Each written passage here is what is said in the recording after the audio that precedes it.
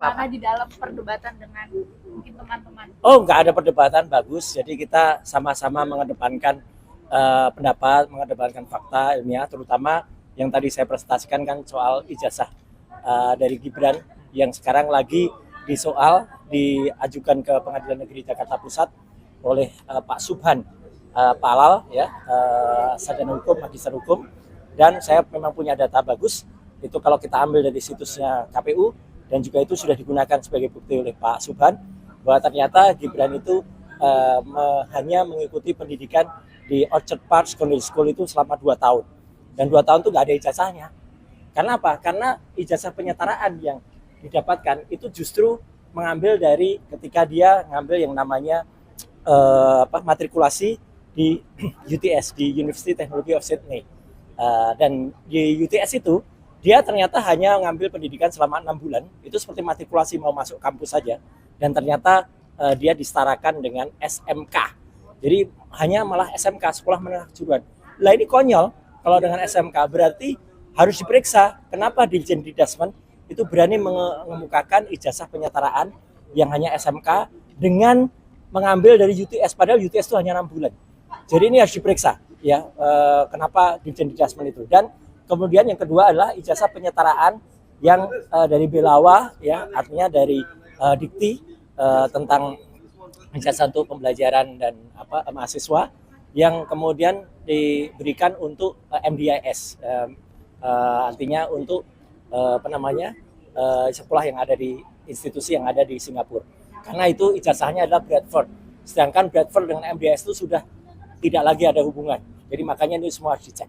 Makanya saya support untuk Pak Subhan untuk meneliti soal keaslian ijazah dan SMA. Kalau ijazah SMA-nya saja diragukan atau gugur, berarti apa? Syarat dia untuk menjadi wakil presiden gugur. Itulah. Sejauh gugatannya sudah sejauh apa mungkin Pak? Yang saya tahu Pak Subhan sudah 2 kali sidang. Kemudian sidang yang pertama minggu yang lalu itu ditunda karena kuasa hukum dari Gibran itu malah pakai jaksa negara. Ini persoalan pribadi, bukan persoalan negara. Kenapa pakai jaksa negara?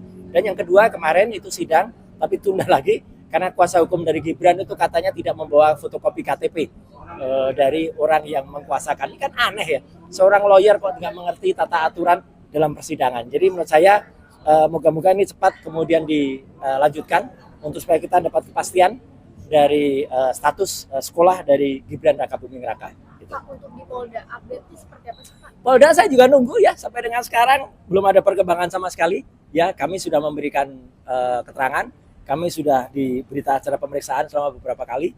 Ya gitu, saya sekali, kemudian ada teman-teman ada juga Bang Respon yang sudah sampai 3 kali. Tapi menurut saya ya Polda harusnya juga tahu lah bahwa persoalan ini memang sulit untuk kemudian bisa maju gitu loh, gitu. Meskipun naik ke penyidikan gitu. Karena apa? Karena pasal yang dituduhkan pasal 160 itu soal penghasutan. Itu penghasutan itu sekarang sudah masuk kepada bukti yang namanya itu harus bukti material, bukan lagi bukti formil. Berarti harus ada orang yang merasa terhasut, orang yang terhasut itu melakukan sesuatu kepada Pak Jokowi, misalnya membakar rumahnya atau apa gitu ya. Jadi kan ini kan nggak ada apa-apa. Jadi artinya apa yang disangkakan itu sama sekali sudah di luar apa mereka yang dilaporkan. Dan kalau dilihat dari 6 laporan yang ada itu kan 2 menarik diri, artinya 2 itu sudah mencabut keterangannya. Berarti menurut saya mereka sendiri nggak serius ya dalam melapor, karena kemudian itu tidak diteruskan lagi pelaporannya. Jadi kami sih menunggu aja gitu laporan-laporan yang ada. Kalau itu memang benar kita tunggu, tapi kalau tidak ya menurut saya kira Polda Metro harus juga cepat bersikap, mau di SP3 atau di apapun ya sekarang itu kita tunggu saja gitu. Statusnya kami masih terlapor gitu ya, jadi belum ada status apa-apa. Dan kalau berani menersangkakan, nah itu akan kita challenge nanti ya gitu, karena ini sebenarnya sangat-sangat lemah ya, atau sangat-sangat tipis ya gitu pasal yang bisa dituduhkan. Apalagi mereka mengkaitkan dengan Undang-Undang ITE, di mana itu sudah pernah saya sampaikan, Undang-Undang ITE itu tidak bisa digunakan untuk orang-orang yang kemudian tidak ada bukti materialnya, dan bahkan orang yang mengunggah dan kemudian melakukan rekayasa terhadap gambar itu bukan kami, ya itu orang lain gitu ya. Pak, ini kan sudah masuk sidik. Sudah masuk sidik katanya, tapi kan masuk sidiknya kan sudah beberapa waktu yang lalu ya, gitu ya. Jadi kita tunggu saja, gitu ya. Saya sih senyum saja ya kalau melihat ada, karena ketika kami di BAP itu banyak juga pertanyaan-pertanyaan yang menurut saya di luar kan ya, di luar ranahnya, karena saya seorang saksi tapi malah ditanya apa yang dilakukan oleh orang-orang lain. Saksi itu harus mendengar apa yang dia dengar sendiri, harus mengatakan apa yang dia lihat, ya. Tidak boleh saksi itu menjadi saksi atau membuat katakanlah pandangan ya, atau pendapat atas orang yang lain. Karena saksi bukan ahli, kalau memberikan pandangan atas orang lain itu namanya testimonium di auditur. Pak, ada kekhawatiran dari Bapak kalau statusnya nanti misalnya Nggak ada kekhawatiran dari kami, nggak ada. Bukan sifatnya jumawa ya, tetapi artinya dari kami cukup yakin ya bahwa persoalan ini sebenarnya malah salah ya gitu. Karena ijazah dari Jokowi itu yang kami teliti dan sudah terbit bukunya Jokowi White Paper itu sudah berdasarkan analisis ilmiah 99,9% itu terbukti palsu ya gitu. Jadi kalau memang ijazahnya dan skripsinya juga semuanya palsu, itu kan bukan pencemaran nama baik, bukan juga fitnah, karena barang buktinya tidak bisa diuji keautentikannya atau kebenarannya gitu Pak, ya. di sosmed sendiri ada isu jasanya ini hilang dan dicetak ulang. Nah, Menanggapi seperti kalau hilang dan dicetak ulang itu pun salah ya. Yang namanya ijazah itu hanya boleh dicetak satu kali pada saat dia dikeluarkan. Jadi kalau ijazah itu katakanlah hanya keluar pada saat bulan November tahun 1985, ya itu saja. Kalau ijazah hilang itu ada namanya surat kehilangan atau surat pengganti ijazah.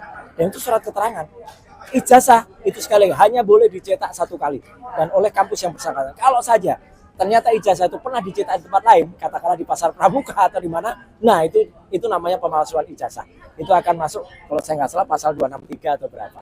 Pak didukung oleh banyak tokoh-tokoh masyarakat, ulama dan segala macam. Ya alhamdulillah masyarakat bisa berpikir dengan alhamdulillah dengan sehat dan waras ya, dengan nurul, dengan akal sehat, dan kita juga menerima banyak sekali apresiasi, maka kami juga mengaturkan terima kasih gitu ya. Pak, dengan Pak Paiman sendiri kesnya seperti apa? Saya nggak ngerti karena katanya ada panggilan tapi saya nggak pernah datang panggilannya. Jadi ya saya senyum aja. Yang saya dengar Pak Bitor tadi mengatakan katanya sudah selesai, sudah damai. Jadi ya udah saya sama sekali nggak ngerti ya sidang itu karena katanya saya disebutkan sebagai pihak gitu ya. Tapi pihak saya nggak pernah terima undangannya secara fisik, nggak pernah diundang secara patut dan layak. Jadi saya kira saya no comment soal itu.